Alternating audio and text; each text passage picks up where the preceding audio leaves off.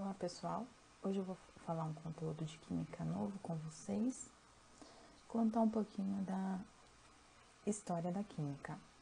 Eu quis fazer um pequeno resumo da evolução da química até os modelos atômicos, que é onde eu vou explicar para vocês. Seguindo então, dando início, a gente começamos da alquimia, né?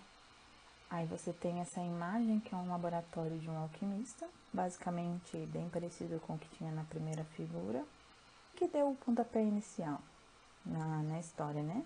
Que diz até hoje é o filósofo chamado Empédocles, certo? Em que ele dizia que toda a matéria era formada por uma mistura de 4 elementos. Quais que eram esses 4 elementos? Água, terra, fogo e ar. Só que esses elementos eles estavam em diferentes proporções e essas proporções se mudavam, né? Essa é a teoria que a gente tinha antigamente. Acreditava-se muito na pedra filosofal, que era o elixir da longa vida, né? E aí, as primeiras tentativas de entender os fenômenos naturais de uma maneira desvinculada da religião ou das forças sobrenaturais surgiram no século V a.C., lá na Grécia, né?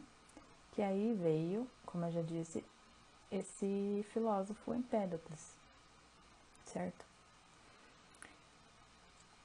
E essas ideias, elas justificavam os dias de trabalho difíceis dos alquimistas, né?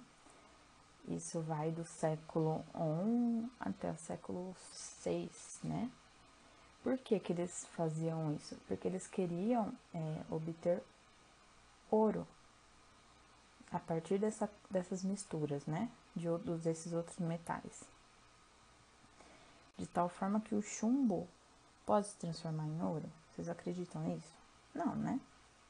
Não, hoje em dia a gente sabe que não é essa possibilidade, não é assim que você tem o ouro, não é transformando um metal em outro, certo? E eles tinham essa ideia da pedra filosofal também, que eles acreditavam que essa pedra, ela tinha o poder de transformar qualquer metal em ouro. Ou seja, se você encostasse numa colher de metal, aquela colher iria se transformar em ouro. Seguindo os slides aí, a gente tem outros filósofos muito importantes.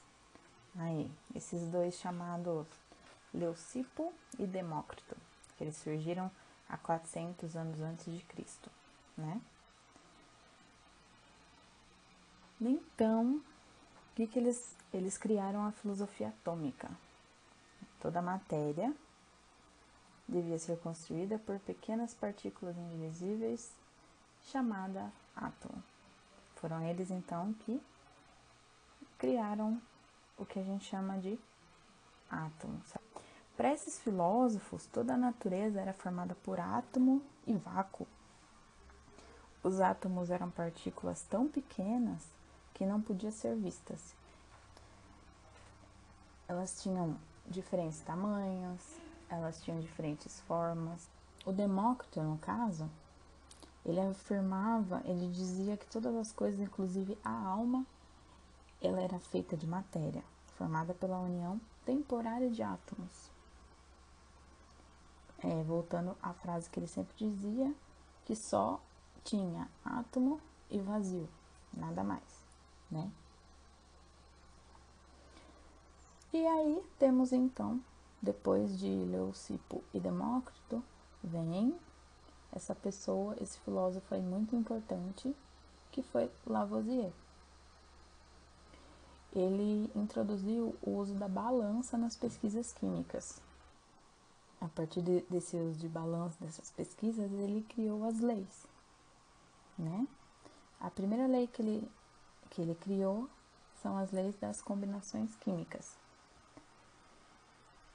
que permitia a elaboração de cálculo relacionado a matemáticas, quantidade de reagentes e produtos que participavam de uma reação química. Então foi ele que combinou os átomos e descobriu os reagentes e produtos, o que virava aquilo uma reação química.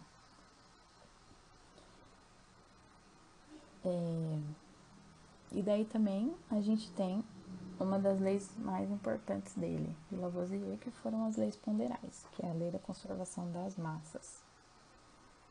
Que daí então ele criou o seguinte lema, que eu acho que todo mundo conhece: na natureza nada se cria, nada se perde, tudo se transforma.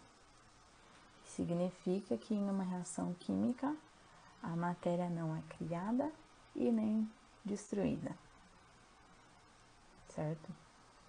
E como que Lavoisier chegou nessa conclusão? Ele colocou em um frasco uma quantidade de mercúrio e ele vedou aquele frasco e determinou a massa que continha ali. Depois, com esse frasco fechado, ele colocou em um forno a uma alta temperatura. Depois de um tempo, ele pesou esse frasco de novo. E aí ele viu que apresentou a mesma massa. Porém, ali, o mercúrio, ele tinha reagido com o gás oxigênio do ar, né? Que tinha no frasco. E aí ele concluiu que formou uma nova substância. E aí, no caso, qual substância foi essa? O óxido de mercúrio. A partir